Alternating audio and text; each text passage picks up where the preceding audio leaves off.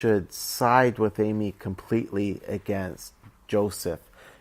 Certainly looking at the scene with the long distance conversation, one could read this on the surface and say, wow, that Joseph is a real putz, just driving his truck around and he's not there for his wife and daughter as much. So it's completely his fault.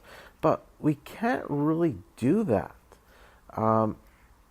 Certainly not looking at earlier dialogue between Amy and Joseph, but it's really important to go back and reread that scene and reread certain pieces of dialogue, and it gives you a different impression. And I don't want to say that at this point we should stop sympathizing with Amy.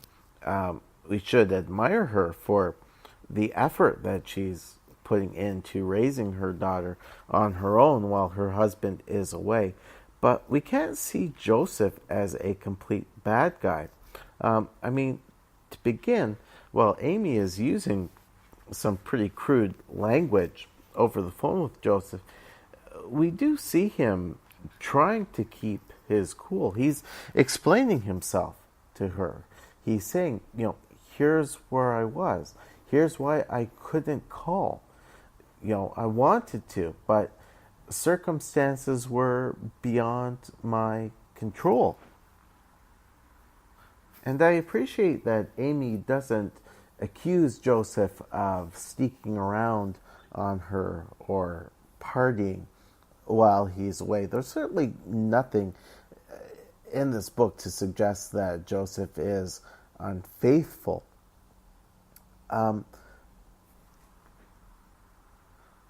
But we should keep in mind that this is difficult for Joseph as well. He doesn't enjoy being away for this long.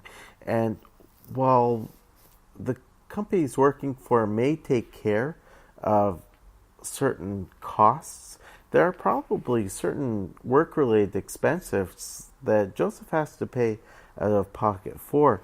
And so I feel that as a husband, as a father, he does have a right to stand up for himself and say to Amy, this is a problem that you're out of work again.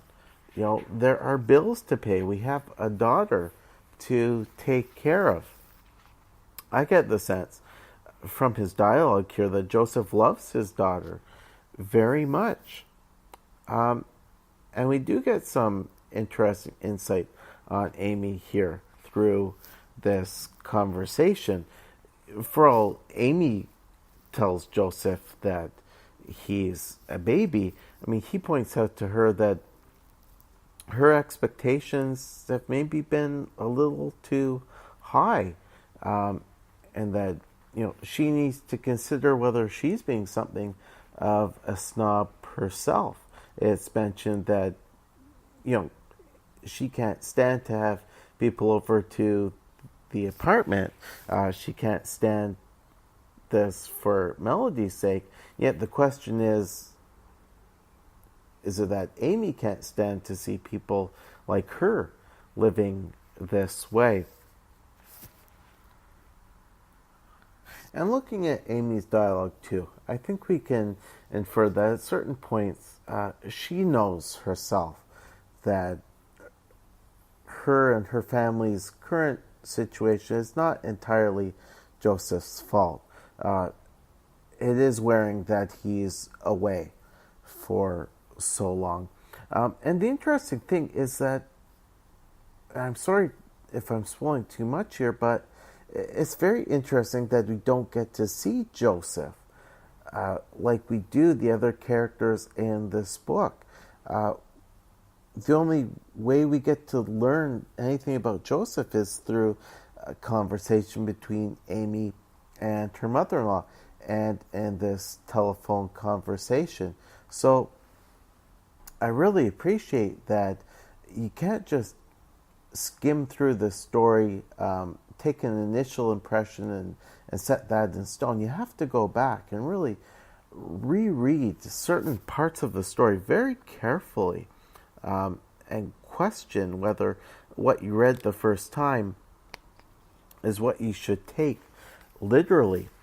Now, I do need to talk about the art because it is beautiful. I think at this point in her young career, Ms. Shatneff is best known as an artist, and she's probably best known for her work as the co-artist on Captain Canuck. And I remember when I reviewed the first issue of the current season of Captain Canuck, I said the artwork by Leonard Kirk is very good, but it's different looking Leonard Kirk artwork. And that's because Ms. Shatneff was working with Mr. Kirk on the artwork. And so ever since that time, I've wondered, what does Ms. Shatneff's art on its own look like? And I'm happy to say that it's really nice. There's certainly something of an anime inspiration to the art. In one of the interviews with Ms. Shatneff that I read, she mentioned a couple of Japanese artists as influential figures. And for those of you who are not into anime or manga, don't worry, this is not complete anime here. It's very energetic artwork, very detailed. Each panel has a lot of detail in terms of how the characters appear, what's going on in the background. There's a lot of movement. For a static 2D medium, Ms. Shatneff's artwork has a lot of kinetic energy to it. Like, it doesn't take much to imagine these characters moving in the real world.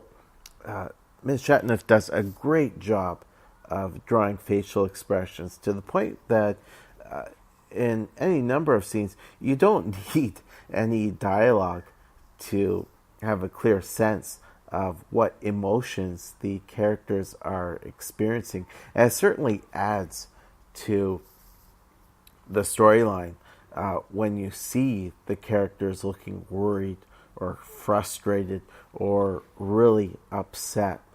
It makes the overall story that much more engaging. And certainly Ms. Shatneff does not leave out room for dialogue. There's a good balance of art and word balloons. It just makes for a lot on each page and each panel. And so to help out the reader at different points, Ms. Shatneff will write a character's name in small print, and then she'll draw an arrow to their corresponding word balloon. And I love that she has a lot of little bubbles containing words like deal or smooch or ha ha ha, just to further convey the emotion, the action that is going along in the story. I mentioned earlier that this is printed in black and white, and I think that's good for a couple of reasons. First of all, it really allows us to enjoy Ms. Shatneff's pencil and artwork. Also, given how much there is on each page, I think that if this book were to be printed in like bright colors, it could be almost overwhelming. I could take away from the storyline. So in this case, I really appreciate the fact that the story has been printed in black and white. I mentioned several minutes ago that I came very close to reading this book in one sitting, and that's simply because after the first few pages, you get so hooked on this story. You just want to see what's going to come next for the characters. And given the fast pacing of the dialogue and all of the action in the art, it's a real page turner. But again, in preparation for this episode, I went back and reread this story. and it felt fresh again, and it gave me a chance to really enjoy, absorb certain things that I might have missed the first time around. This is one of those stories which I'll be putting on my bookshelf, and then in years' time, when Victoria is older, I'm going to hand this to her, and I think that she will really enjoy this. And I wonder if she'll read this and say, I think Melody is kind of like me. That'd be kind of neat. Now, when I got to the end of this story, I felt very satisfied. I said, okay, this is a really neat day in the life of story. I'm content at this point. I can imagine where the characters go in the next stage or stages of their lives. If Ms. Shatneff writes another book, which includes Amy and Melody, but as supporting characters, that's good. But I'm content. I don't feel the need for a second book to further flesh out these characters. But then I read the back of the book cover again, or not the back cover. Where did I read it? Well, I read it online, and then I was reading an interview with Ms. Shatneff where she talked about how certain stories compelled her to write them, and she was talking about the fact that Queen Street is a semi-autobiographical tale. So Queen Street is not based entirely on her life experiences, but certainly events in her life were things which inspired elements of the story. Sorry, I'm getting tongue-tied here, folks. But reading that interview and just getting a sense of how personal a book this is, just seeing her enthusiasm for writing, it's made me do a complete 180.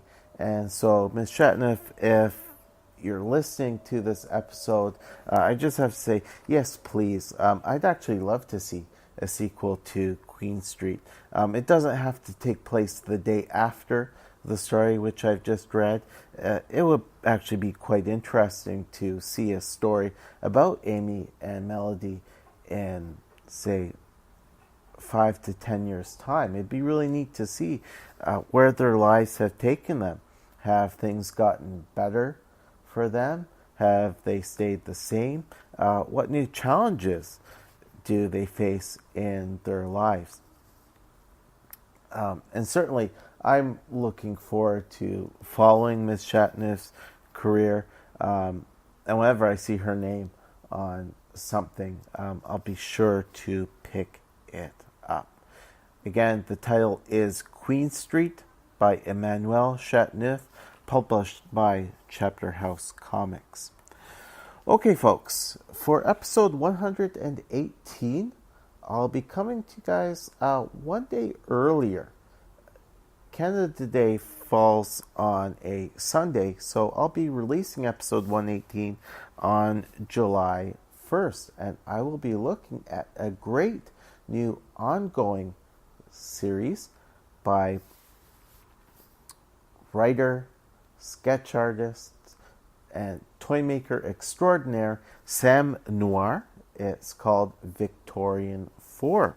If you'd like to get in touch with me, you can always email me at comicsandhistory@gmail.com, or you can head on over to Facebook and like the Comics and History Facebook page and get updates on upcoming releases for the show. So folks, until another not quite 2 weeks have come and gone, this class is dismissed.